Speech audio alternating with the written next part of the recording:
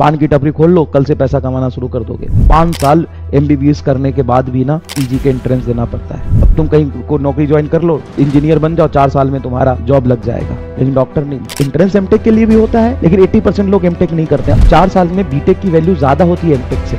नौकरी करने जाओगे, अगर आप किसी बुक को, मतलब जो रिलीजियस लिटरेचर होता है, उसके अगर नीचे रख सकते हो किसी बुक को, तो बायोलॉजी की बुक है। क्योंकि अगर डॉक्टर दूसरा भगवान है तो बायोलॉजी सब्जेक्ट, मतलब महान ग्रंथ, गीता, कुरान, बाइबल, इन सब के बाद किसी का नंबर आ सकता है, किसी सब्जेक्ट का नंबर आ सकता है, तो बायोलॉजी है। एंड बायोलॉजी पढ़ने वाले डॉक्टर महान डॉक्टर होते हैं, भगवान का दूसरा रूप। बहुत संघर्ष करने के बाद वहां पहुंचते हैं, बहुत आसान नहीं है। पान की टपरी खोल लो, कल से पैसा कमाना शुरू कर दोगे। अब तुम कहीं को नौकरी ज्वाइन कर लो, इंजीनियर बन जाओ, 4 साल में तुम्हारा जॉब लग जाएगा, लेकिन डॉक्टर नहीं। 5 साल एमबीबीएस करने के बाद भी ना पीजी के एंट्रेंस देना पड़ता है। सच मायने में जो बीटेक करता है ना लोग, 4 साल में बीटेक की वैल्यू ज्यादा होती है एमटेक से। नौकरी करने जाओगे तो एमटेक करने के बाद कोई खास महत्व उतना नहीं मिलता है हायर डिग्री, बीटेक 4 साल, एमटेक 2 साल। तो जनरली 80% लोग एमटेक में नहीं जाते, बीटेक करके सीधा नौकरी के लिए चले जाते हैं। लेकिन उन लोगों का संघर्ष देखो जो 5 साल पढ़ते हैं, मतलब 1 साल ज्यादा पढ़ते हैं, फिर भी उनके एमबीबीएस डिग्री की इतनी वैल्यू नहीं है जितनी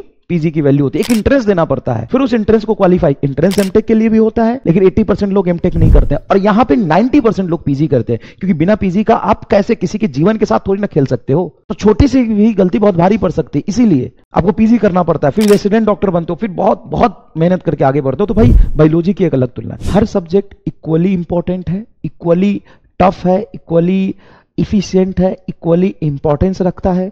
इवन नीट क्वालिफाई करने के लिए बायोलॉजी पे कमांड ज्यादा होना चाहिए फिजिक्स से, क्योंकि बायोलॉजी के 180 सवाल आते हैं। बायोलॉजी इज मोर और कहीं ज्यादा इंपॉर्टेंट है फिजिक्स से। और बायोलॉजी आसान नहीं है। अभी जो तुम बायोलॉजी पढ़ रहे हो ना, वो भले ही तुमको थोड़ा थोड़ा इजी लग रहा होगा, जब तुम जाओगे मेडिकल कॉलेज में तो ये मोटे मोटे बायोलॉजी के किताब तुमको मिलेंगे, तब समझ में आएगा असली बायोलॉजी की औकात। Biology so complicated, biology so much tough.